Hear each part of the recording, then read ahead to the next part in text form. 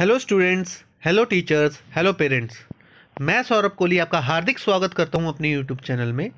बच्चों, आज हम चर्चा करेंगे सामाजिक विज्ञान कक्षा 10 वर्कशीट नंबर 15, जिसकी डेट है 25 जनवरी 2022। इस वर्कशीट का हम आज अध्ययन करेंगे।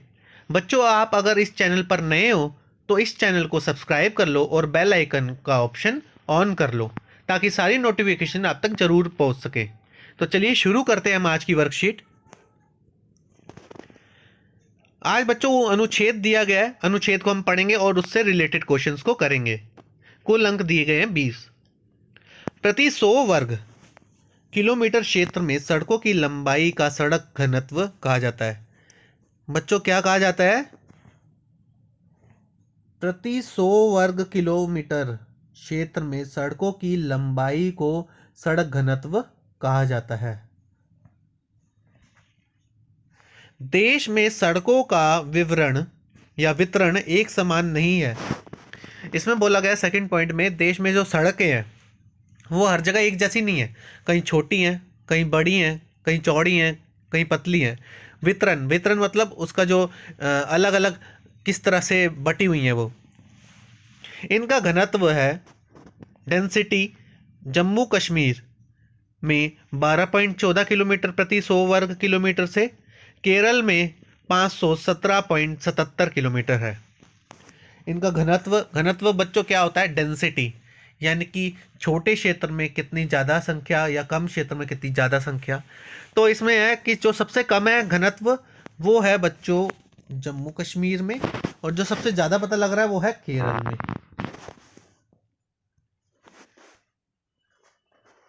31 मार्च 2011, जबकि वर्ष 31 मार्च 2011 के अनुसार सड़कों का औसत राष्ट्रीय घनत्व, मींस एवरेज की बात की गई है सड़कों की, जो नेशनल जो भी सड़कें हैं राष्ट्रीय घनत्व के अनुसार 142.68 किलोमीटर प्रति 100 वर्ग किलोमीटर था।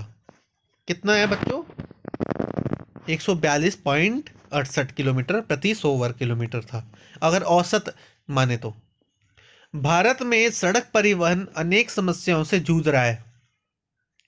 यातायात व यात्रियों की संख्या को देखते हुए सड़कों का जाल अपर्याप्त है। लगभग आधी सड़कें कच्ची हैं। ये तो सच बात है बच्चों की, लगभग आधी सड़कें कच्ची हैं तथा वर्षा ऋतु के दौरान इनका उपयोग सीमित हो जाता है। क्यों? गड्ढों वड्ढों के कारण जो यातायात है जाम हो जाता है और ट्रैफिक स्लो हो जाता है, ट्रैफिक की समस्या हो जाती है। तो ये सब समस्याएं देखने को हमें मिलती हैं। राष्ट्रीय राजमार्ग भी अपर्याप्त है। राष्ट्रीय राजमार्ग बच्चों कौन से होते हैं? National highways, NH national highways. राष्ट्रीय राजमार्ग भी अपर्याप्त है, यानी कि उन पे भी कमी हमें देखने को मिल जाती है, वहाँ पर भी जाम लग जाता है, जबकि ऐसा नहीं होना चाहिए। राष्ट्रीय राजमार्ग ऐसे होते हैं कि जो फुली हाईवे, जिसमें स्पीड से गाड़ियाँ चलती हैं, लेकिन बारिशों के दौरान उसमें भी हमें दिक्कत का सामना करना पड़ जाता है। इसके साथ ही शहरों में भी सड़कें अत्यंत तंग तथा भीड़ भाड़ से भरी होती है। ये तो बात बिल्कुल सही बोली। आप दिल्ली में ही हाल देख लीजिए, सड़कें कितनी भीड़ भाड़ से भरी हुई हैं और कितनी दिक्कत होती है आपको। दिल्ली के किसी भी कोने में चले जाइए, हल्की सी बौछार ही पड़ जाए, हल्की सी बारिश पड़ जाए, आपको ट्रैफिक स्लो दिखेगा, आप कहीं जा रहे हो तो फंस जाओगे। मतलब आपको, और इवन जब आप अगर किसी जगह बस से ट्रैवल कर रहे हो तो बसेस खराब हो जाएंगी, बारिशों में पानी भर जाएगा। मतलब जगह जगह ट्रैफिक की समस्या आपको देखने को मिल जाएगी। आगे हम देखें, अत्यंत तंग तथा भीड़ भाड़ भरी तथा इन पर बने पुल व पुलिया पुराने तथा तंग हैं। परंतु हाल ही के वर्षों में देश के विभिन्न भागों में सड़क मार्गों का तेजी से विकास हुआ है। ये बात भी बिल्कुल सही है बच्चों।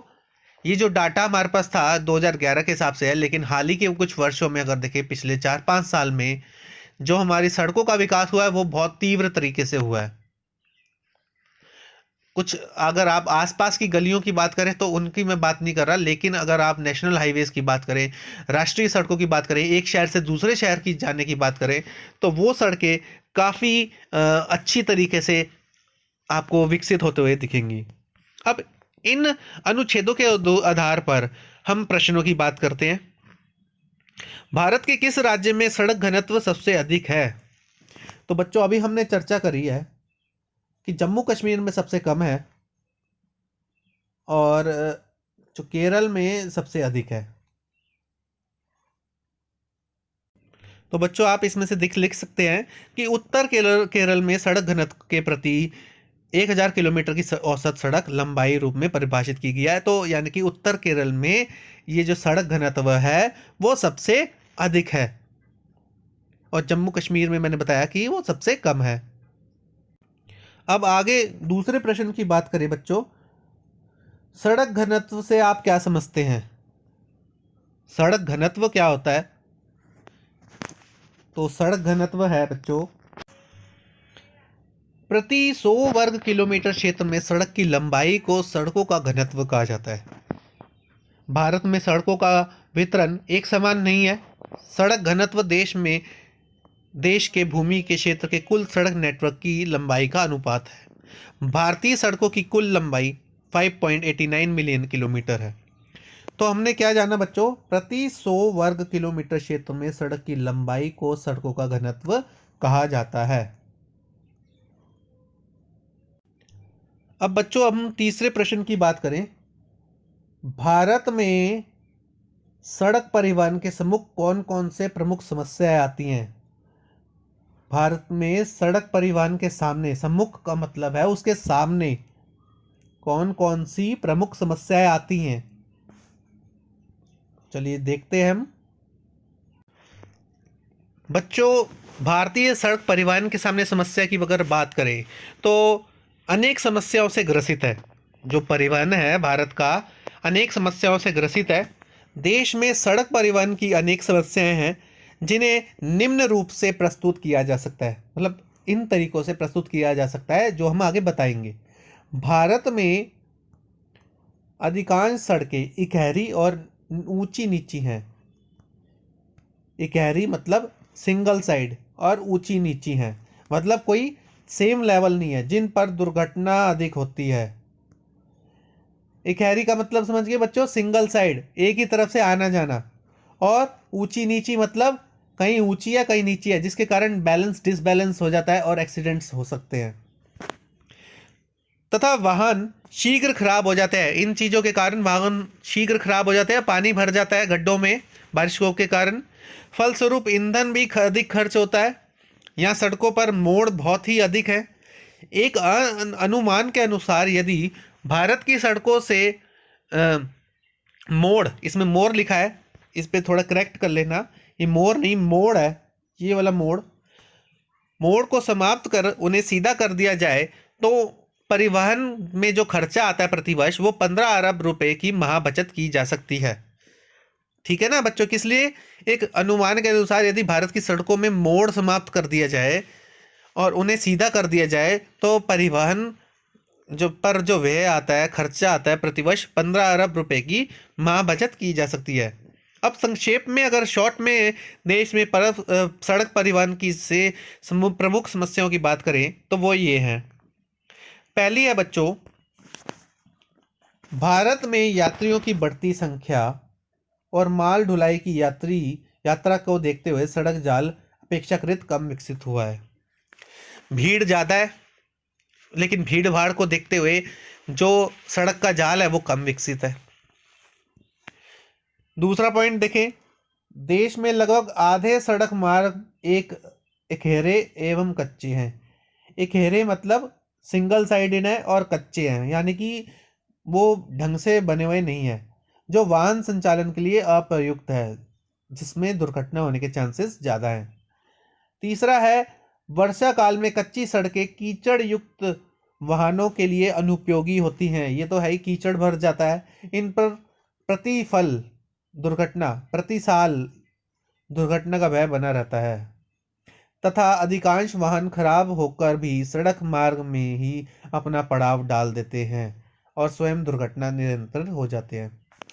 इसका कहने का मतलब है कि जो इन सब दिक्कतों के कारण अधिकांश वाहन सड़क पर ही खराब हो जाते हैं और वहीं पर ही वो रुक जाते हैं, पड़ाव डाल देते हैं और स्वयं ही दुर्घटना का निमंत्रण देते हैं। चौथा पॉइंट कह रहा है बच्चों कि भारत में अधिकांश सड़क मार्ग संकरे हैं, पतले हैं, जिन पर दो वाहन एक साथ पार करके कठिन हो जाते हैं। इससे दुर्घटना में वृद्धि होती है। क्यों? एक साइड से कोई तेजी से आ रहा है, उसको दूसरे की परवाह नहीं है, वो अंधाधुन अपनी स्पीड पर ही आ रहा है। लेकिन जब दूसरी साइड से कोई आ रहा है, वो बचाव करने की इवन कोशिश करता है, लेकिन जो दूसरी साइड से आते वक्त वो खुद तो दुर्घटनाग्रस्त हो जाएगा और दूसरे को भी दुर्घटना में डाल देगा। पांचवा पॉइंट देखें कि देश के अधिकांश नगरों में ट्रक टर्मिनल और ट्रांसपोर्ट नगर के विकास पर कोई ध्यान नहीं दिया है। बहुत कम जगह ऐसी है जहां पर ट्रांसपोर्ट नगर है, ट्रक टर्मिनल है। नगरों की भीतरी भागों में बस टर्मिनल स्थापित किए गए हैं, जिस कारण वाहनों की भीड़ के कारण समय अधिक नष्ट करना पड़ता है। कितने अधिक अधिक ऐसे ही जगह हैं जहाँ पर टर्मिनल्स हैं। जैसे आप विशेष रूप से बताऊं, मैं उत्तम नगर टर्मिनल, जहाँ पर बार बार बसेज आती है, जिसके कारण जाम सबसे ज़्यादा लगता है। राष्ट्रीय राजमार्गों पर वाहनों के भार क्षमता से अधिक ओवरलोड होने के कारण सदैव दुर्घटना की आशंका बनी रहती है। अब ओवरलोड की समस्या आती है, एनएच हाईवे पर वाहनों के ओवरलोड की समस्या। उससे क्या है, ओवरलोड होगा तो डिसबैलेंस होगा, डिसबैलेंस होने के कारण दुर्घटना तो हो सकती है और घंटों जाम की स्थिति बनी रहती है। जब एक ट्रक दुर्घटनाग्रस्त हो जाएगा तो उसके पीछे आने वाले वहीं रुकने पड़ेंगे, जो भी साधन आ रहे होंगे उसके पीछे उन्हें वहाँ रुकना पड़ेगा। यात्रियों की मजबूरी, वस्त्र, धन एवं समय का अपव्यय करना पड़ता है। तो ये सब कुछ समस्याएं थी जिसका सामना करना पड़ता है। अब बच्चों, अगर हम बात करें कि जनसंचार के साधनों से होने वाले किन्हीं दो लाभों को बताइए। जनसंचार के साधनों से होने वाले किन्हीं दो लाभों को बताइए। तो जनसंचार के साधनों से होने वाले लाभ इस प्रकार है। पहला बच्चों कि हम लाभ को ही डिस्कस करते हैं। जनसंचार माध्यमों के निम्नलिखित लाभ होते हैं। यह हमारे दैनिक जीवन में शामिल हो गया है। मतलब जो जनसंचार के माध्यम में है लाभ का, ये हमारे रोजमर्रा के जीवन में ये शामिल हो चुका है। धर्म से लेकर सेहत तक जानकारी मिल रही है हमें। जनसंचार के माध्यम से किसकी जानकारी मिल रही है? धर्म से लेकर सेहत तक की जानकारी। टीवी में हम योगा देखते हैं, टीवी में हम लाइव देखते हैं, किसी मंदिर का लाइव देखते हैं, किसी गुरुद्वारे का लाइव देखते हैं, कहीं का भी लाइव हम देख सकते हैं। इससे मानव जीवन सरल, समर्थ व सक्रिय हुआ है। इससे मानव जीवन क्या हुआ है? सरल हुआ है, परेशानी हमें कम हुई है, समर्थ हुआ है, यानी कि हमें हर चीज़ मिल रही है आसानी से, सक्रिय, एक्टिव हुआ है। आगे देखें, सूचनाओं व जानकारियों के कारण लोकतांत्रिक प्रक्रिया को मजबूती मिली है। जो हमें सूचनाएं मिली हैं जनसंचार के माध्यमों से, उससे क्या हुआ है? सूचनाओं व जानकारियों के कारण लोकतांत्रिक प्रक्रिया को मजबूती मिली है। अब वो टाइम तो रहा नहीं कि हमें कोई घटना घटती है तो खबर बाद में मिलती थी। अब तो तुरंत कहीं घटना घटती है तो खबर पहले मिलती है। सरकारी कामकाज पर निगरानी बढ़ी है। गवर्नमेंट क्या कर रही है, क्या नहीं कर रही, इस सब पर हमारी जानकारी बढ़ी है और वो हमें मिली है। वैसे तो 2 लाभ पूछे थे, तो मैंने आपको एटलीस्ट 5 लाभ बता दिए। इसमें से जो अच्छे लगे आप उसमें वो लिख सकते हैं। अब 5वां प्रश्न को देखें, वायु परिवहन के महत्व को स्पष्ट कीजिए। वायु परिवहन के महत्व को स्पष्ट करना है।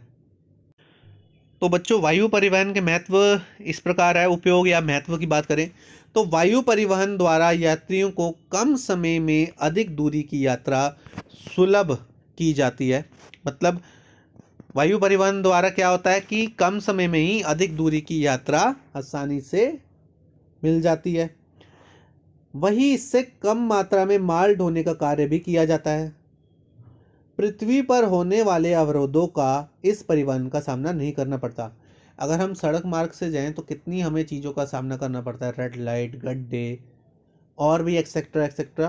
तो चूंकि वायु परिवहन को इन सब माध्यमों से निजात मिलती है और वायु परिवहन का माध्यम वायु है। अंत इस परिवहन में मौसम का अधिक प्रभाव पड़ता है, ना कि बाकी चीज़ों का। तो यही इसका महत्व है। छठे प्रश्न की बात करें तो परिवहन व संचार एक दूसरे के पूरक हैं। कैसे, व्याख्या कीजिए। परिवहन आप समझे, संचार कम्युनिकेशन, परिवहन आपका जो भी जो आपके ट्रैवलिंग के लिए यूज होती हैं चीज़ें। परिवहन के साधन लोगों और उनके सामने सामानों को एक स्थान से दूसरे स्थान पर लाने ले जाने में सहायक है। क्या है? परिवहन एक साधन लोगों और उनके सामानों को एक स्थान से दूसरे स्थान पर लाने ले जाने में सहायक है। और परिवहन इस प्रकार से उत्पादन, वितरण एवं उनके खपत के लिए सहायक है। अब संचार की बात करें तो संचार माध्यमों द्वारा दो व्यक्तियों अथवा संस्थाओं के बीच संदेशों का आदान प्रदान होता है। उनकी दूरी और समय दोनों की बचत होती है। परिवहन से किसकी बचत होती है? आने ले जाने की। और संचार माध्यमों से किसकी बचत होती है? संदेशों की आदान प्रदान की। तो एक दूसरे के पूरक ही माने गए ना ये दोनों का वर्क लगभग सेम ही हुआ।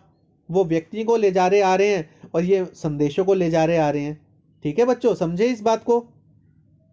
बच्चों अब बात करें स्वर्णिम चतुर्भुज। 7वां क्वेश्चन है हमारा, स्वर्णिम चतुर्भुज महाराज मार्ग की 3 विशेषताएं बताइए।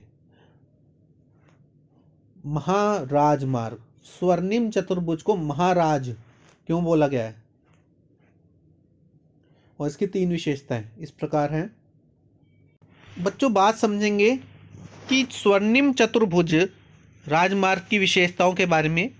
यह पूरे भारत में सबसे बड़ी राजमार्ग परियोजना है। इसकी सबसे महत्वपूर्ण बात क्या है? ये पूरे भारत में सबसे बड़ी राजमार्ग परियोजना है। दूसरी महत्वपूर्ण बात यह है कि यह दुनिया की 5वीं सबसे लंबी राजमार्ग परियोजना है। तीसरी बात यह है कि गोल्डन चतुर्भुज की कुल लंबाई 5846 किलोमीटर है। चौथी बात इसकी ये, गोल्डन चतुर्भुज भारत के 13 राज्यों के मध्य से गुजरती है। बहुत इंपॉर्टेंट चीज है। गोल्डन चतुर्भुज केवल देश के राष्ट्रीय राजमार्गों का गठन न करता है, बल्कि राज्य के राजमार्ग और ग्रामीण शहरी सड़कों को भी जोड़ता है। तो ये आपके 5 पॉइंट हो गए महत्वपूर्ण। इसमें से आपको जो बेस्ट लगे आप उसमें से 3 लिख सकते हैं। स्वर्णिम चतुर्भुज इसलिए भी बोला गया है कि ये जो भी 4 मेट्रोपॉलिटन सिटीज हैं उनको आपस में जोड़ता है 4 तरीकों से। स्वर्णिम चतुर्भुज नाम से पता लग रहा है, जैसे मुंबई, मद्रास, कलकत्ता, दिल्ली, इस तरह ये जोड़ता है। 8वां प्रश्न देखें बच्चों, भारत के पूर्वोत्तर के राज्यों में अधिकतर परिवहन के किस साधन का प्रयोग या इस्तेमाल किया जाता है? उन राज्यों में परिवहन के उस साधन का इस्तेमाल के 4 कारण बताइए। और ये जो मार्क्स है 5 मार्क्स का क्वेश्चन है, लॉन्ग क्वेश्चन है, 8वां क्वेश्चन। तो चलिए शुरू करते हैं हम आंसर।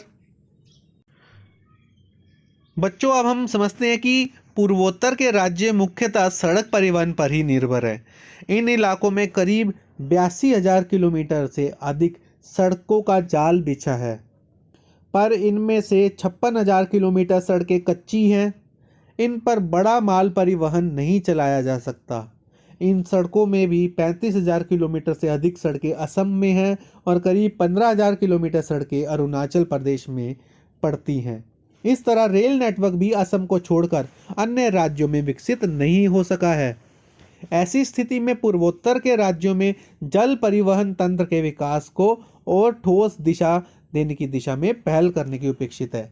मीन्स इससे ये हमें पता लगता है कि वहाँ पर जो जल तंत्र है उसके जरिए जो परिवहन है वो सशक्त है। आज़ादी के पूर्व पूर्वोत्तर की धमनी जल परिवहन तंत्र ही हुआ करती थी। इसके माध्यम से न केवल बड़ी संख्या में यात्री गंतव्य तक पहुँचते थे, गंतव्य मतलब अपने स्थान तक पहुँचते थे, बल्कि काफ़ी मात्रा में माल ढुलाई भी होती थी। इसी तरह सेनाओं के संचालन के लिए भी अंतर्देशीय जल परिवहन पर ही मुख्य निर्भरता थी। वर्ष 1842 में ब्रह्मपुत्र नदी पर भाप से चलने वाले स्टीमरों की शुरुआत के बाद यहाँ आवागमन की गति और तेज हो गई थी। इसी दौरान प्रौद्योगिकी के क्षेत्र में हुई तमाम तरक्की ने अंतर्देशीय जल परिवहन तंत्र को प्रभावित करना शुरू किया और सड़क एवं रेलों को वर्चस्व होता गया। हालांकि यूरोप, अमेरिका, चीन तथा पड़ोसी बांग्लादेश में अभी तक काफ़ी मात्रा में ढुलाई अंतर्देशीय जल परिवहन तंत्र से ही हो रही है। भारत के पूर्वोत्तर इलाकों में इसकी प्रचुर संभावनाएं बनी हुई हैं। ये देखिए किस तरह ब्रह्मपुत्र में जो आसपास की जो नदी हैं उनके कितना जुड़ी हुई हैं। ये सारी नदियों के नाम है और उनका किलोमीटर क्षेत्र कितना फैला हुआ है। यानी कि आप समझ सकते हैं नॉर्थ ईस्ट में काफ़ी नदी तंत्र ज़्यादा है, जिससे माल ढुलाई इन नदियों के द्वारा ही होती है। ये देखिए सारी नदियाँ। लेकिन राष्ट्रीय जल मार्ग संख्या 2 को छोड़कर बाकी जल मार्गों पर आधारित सुविधाएं की कमी है। इस क्षेत्र को अगर सलीके से और विकास हो जाए तथा जल मार्गों के आधुनिकीकरण के साथ सभी सुविधाओं में संपन्न कर दिया जाए तो काफ़ी संख्या में रोजगार की संभावनाएं भी विकसित हो सकती हैं और कुल मात्रा या कुल माल और यात्री परिवहन में इसकी हिस्सेदारी बहुत बढ़ जाएगी। इतना ही नहीं, इसकी मदद से पूर्वोत्तर के पर्यटक संभावनाओं को पंख लग सकते हैं, क्योंकि क्रूज नदी के माध्यम से भी बड़ी संख्या में पर्यटकों को इस तरफ खींचा जा सकता है। पूर्वोत्तर क्षेत्र में नौवहन योग्य नदियां निम्न हैं। इन आंकड़ों से साफ है कि पूर्वोत्तर भारत में जल परिवहन की असीम संभावनाएं हैं। इनमें माल परिवहन, रात्रि नौका, नदी पोत विहार, जल क्रीड़ा तथा पर्यटन संबंधी क्रियाकलापों को और गति दी जा सकती है। बराक नदी के बारे में तो संभाव्यता अध्ययन भी कराए जा चुके हैं। मिजोरम में भी इसकी व्यापक संभावनाएं हैं। आज़ादी के पहले चटगांव और देमागरी के बीच बहुत सुंदर संकर्प कर्णफूली नदी के माध्यम से जल मार्ग द्वारा बना हुआ था। इसी तरह से ब्रह्मपुत्र की सहायक लोहित, धनश्री और सुबनश्री, त्रिपुरा और गुमटी और हौरा, नागालैंड की तीजू और मिजोरम की कोलोडिन नदियां भी माल और यात्री यातायात के प्रमुख साधनों की संभावनाएं बनी रहती हैं। तो बच्चों हमें ये कुल पता लगा कि जो ये नॉर्थ ईस्ट के लिए जो माल के लिए ढोने के लिए परिवहन का जो बेस्ट माध्यम है वो है नदी तंत्र, क्योंकि आप देखिए कितनी सारी नदियां हैं, इसमें नदी तंत्र ही बेस्ट तंत्र है। अब हमारा 9वां प्रश्न है, दिए गए भारत के राजनीतिक रेखा मानचित्र पर निम्नलिखित को दर्शाइए। अमृतसर, राजा सांसी, हवाई पतन। तो बच्चों अमृतसर कहाँ पर है? अमृतसर ये पूरा जो हिस्सा है पंजाब का है। अमृतसर आपका इस तरफ को है, ये जो डॉट मैंने लगाया है अमृतसर का हिस्सा इधर है, जो डॉट मेंशन करा है इस तरफ को, हाँ इस तरफ को जो मेंशन करा है वो अमृतसर है और वही हवाई अड्डा है राजा सांसी एयरपोर्ट अमृतसर का। तो इसके साथ ही हमारी पूरी वर्कशीट कंप्लीट होती है बच्चों, एसएसटी की कंप्लीट होती है। आप इस चैनल के साथ जुड़े रहे, इस चैनल को लाइक शेयर एंड सब्सक्राइब करना बिल्कुल ना भूलें। क्लास 10th के एसएसटी के नोट्स भी हमने अपनी प्लेलिस्ट में डाले हुए हैं। आपको जिस भी सब्जेक्ट से रिलेटेड कुछ क्वेरीज है आप कमेंट करिए, लिखिए।